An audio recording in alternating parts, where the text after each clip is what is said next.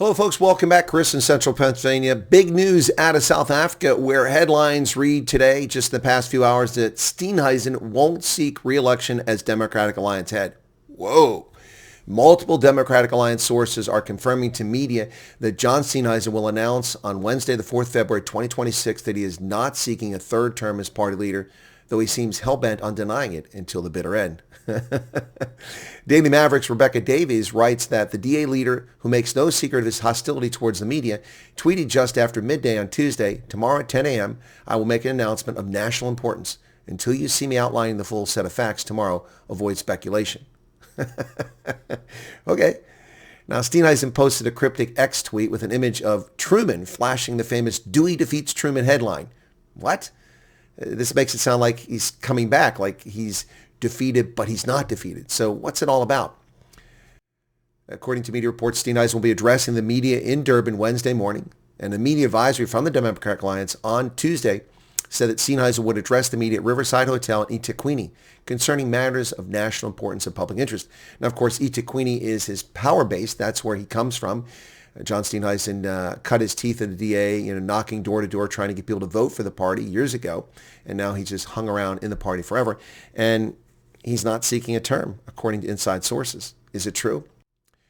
The leader of South Africa's Democratic Alliance plans to step down from the position when it holds internal elections just 2 months from today, after facing criticism over his leadership, the country's second biggest political party. And on that news, the rand weakened, although it strengthened a little bit later on, probably unrelated. Now, Steenhuisen, who's led the Democratic Alliance since 2019, won't stand for another term at the elective conference in April. Now, that's according to people familiar with the matter who asked not to be identified as the information isn't public. Well, it's public now. Let's wait and see what John has to say tomorrow.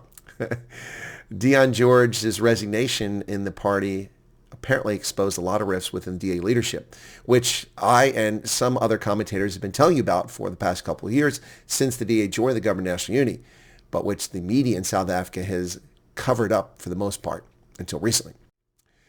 Now, Steenhuisen, who also serves as South Africa's agriculture minister, said he's unable to comment on whether he'll run for the party leadership position before nominations for the post open on February 24th. But he's already announced that he's running. I'm confused.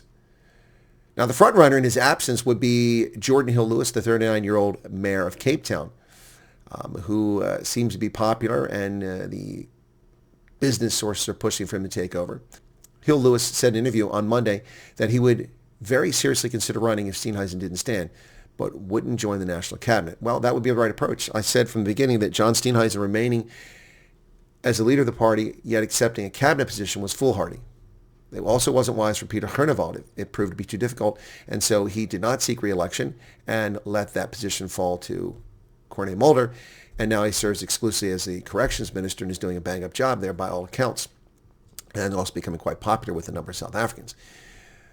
Steenhuisen took the cabinet minister position, yet retained leadership of the party, and he's run neither one of them very well. They've both been a disaster since they formed the GNU. The campaign to get Jordan Hill-Lewis as the next leader is gaining momentum with the announcement that Steenhuisen isn't going to run.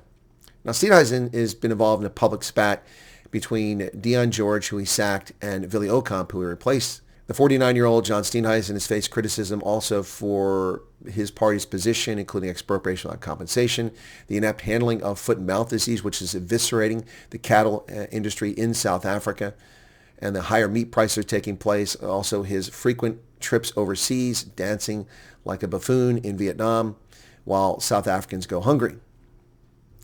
And lately, probably the last nail in the coffin is that he's announced racist legislation or policy that will give preference to black farmers over all farmers in exporting agricultural goods to the European Union. This trade deal just formed with the European Union entrenches racist policy and legislation in South Africa to the detriment of colored, Indian, and white South Africans.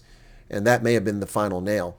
Steenhuisen also had this situation in which he famously now, a lot of people are sarcastically calling him Mr. Uber Eats because he failed to pay his credit card bills and had a court judgment against him as a consequence. 150,000 rand, $8,000, couldn't pay that credit card bill.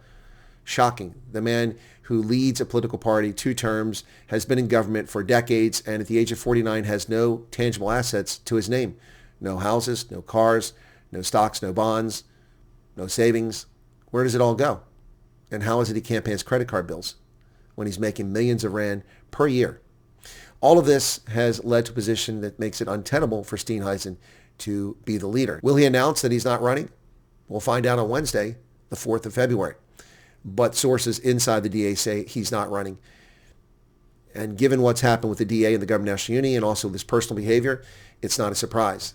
The fact that he had the cheek and arrogance to be just the kind of person he always is, cheeky and arrogant, to stand. And the reason a lot of people haven't come forward is, for some reason, people fear John Steenhuisen inside the Democratic Alliance. We saw his vindictive behavior and what's happened to people. You know, when the Democratic Alliance sent Emma Powell and others to Israel, they sent them there on an official trip for the party. And then journalists ran across them and announced that. And the DA didn't like that look, so they opened an investigation against the people they had sent to Israel. And then admonished them for going to Israel when they were sent there. Those people kept their mouths quiet and didn't say anything about it. But then when they also went to the United States on a business that the party sent them on, Andrew Whitfield and Emma Powell, then they were sidelined, marginalized, and treated like crap by the very party that they've supported. Something is very rotten in the Democratic Alliance, and I'm not sure that Jordan Hill Lewis can fix it. Maybe he can. Let's see. But insiders are also telling Nova News, for instance, that Steenhuisen may switch roles with Willy Okamp, who's the Minister of Forestry, Fisheries, and the Environment. Doesn't Cyril Ramaphosa have a say in that? I don't know. Bottom line, John Steenhuisen apparently will not seek re-election for a third term as leader of the Democratic Alliance. Let's see what happens when he has his press conference. Cheers.